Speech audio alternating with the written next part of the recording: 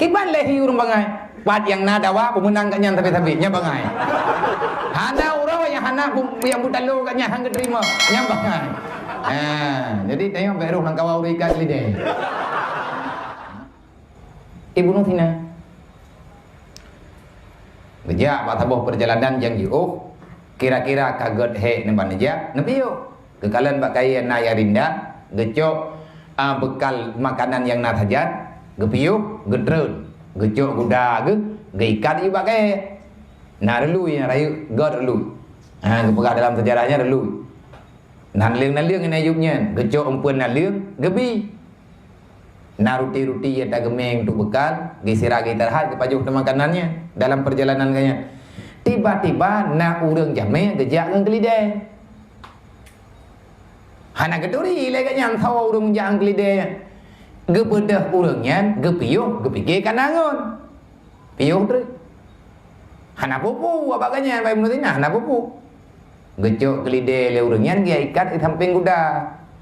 Alatan urangnya menyetekedi ke ikat kanan nama kanan beu. Pani abi paju le kuda mendung. Gekeun le menutina. Ba yang god kelide drone bekna sapedang yang samping kuda pakat igluang le kuda andre cidra kelide drone ane ya glu nepina bekna pedang yang samping kuda nyan ipe kelide drone andre patah hai na pedang baju. Hang beteh apa ya? Geikat ju nyai samping kuda. Gabedah gak du ai samping bunuh tina gecor ruti ke baju. Baru kena kap ruti pai bedu. Patah pai. Gaya bayu pai bunuh tina. Anak bayu dedoh anak kita mau pikir apanya gak lapor ke hakim. Galau gak mengadu bak kehakiman. Nah tiap kai drop karena kamu kadruk pengaduan idrop medu kanduk meu mahkamah getidang wate getidang getanyang baik bunuh sina nya kuda drone ipo kelide kanya anak tahu dulu orang lung tanyang bak drone nya lagi laporan nyai pegah le urangnya yang bawa kuda drone kai ipo kelide kanya anak tahu lega ketemanya anak tahu keun hakim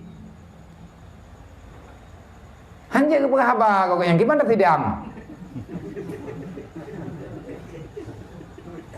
pu bisu ke dia jauh lewat rumah ngai aneh nak bisu ke bunuh ngan long na keberapa putra keberapa mana dengan ron keberapa long han kebikat kelide long di samping kuda ya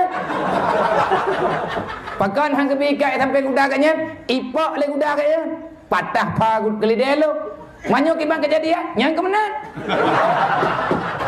benar aja ikau je boleh kau boleh ka putuk sidang